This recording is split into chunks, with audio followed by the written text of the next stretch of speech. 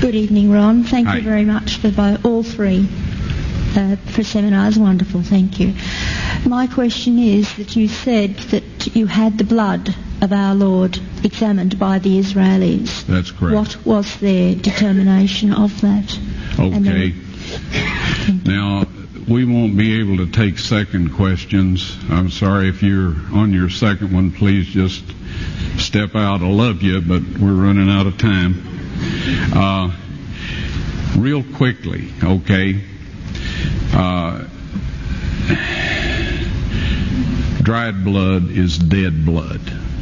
Everybody knows that, all right? They can test the blood of the pharaohs, the mummies of the pharaohs, all right? There's certain things they can do.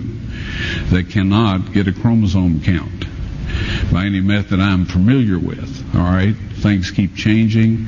I don't profess to know everything.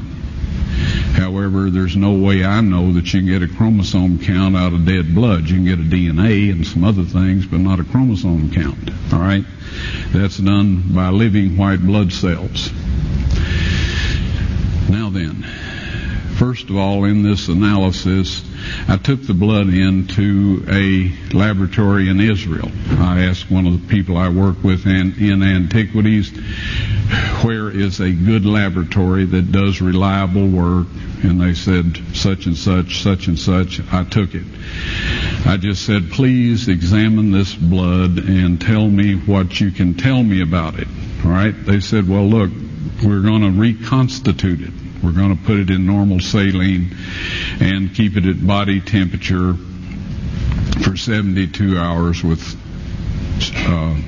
gentle swirling. All right? That's their business. That's great. I said, now I want to be there when you check it out. They said, fine. So I was back. They checked it out. I said, now, they said it's human blood. We can tell that. They did whatever tests they need to do. And then I said, take some of the white blood cells and put them in a growth medium and keep them at body temperature for 48 hours. And they said, well, that'll do no good because it's dead blood. I said, would you please do that for me? And they said, okay, we'll do it. So anyway, I said, I want to be there when you take it out and examine it.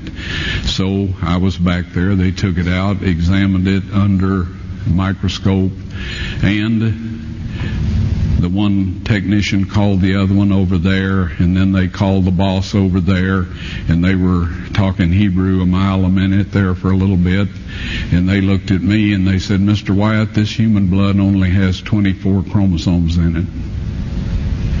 Everybody else has 46. You see, 23 from your mother, 23 from your father, 22 autosomes from your mother, 22 autosomes from your father.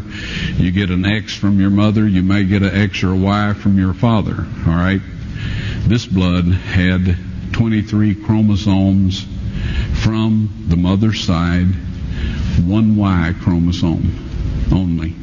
You see, a child could not have developed if they hadn't had the autosomes from the mother. So all of his physical characteristics were determined by his mother's side of the family, her autosomes. His maleness was determined by this one Y that came from a source, not a human male. Then they said, this blood is alive. And then they said, whose blood is this?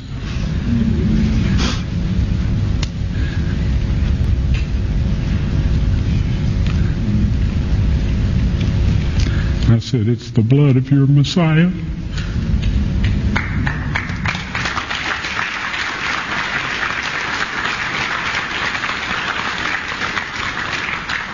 And I assure you, those men's lives have changed.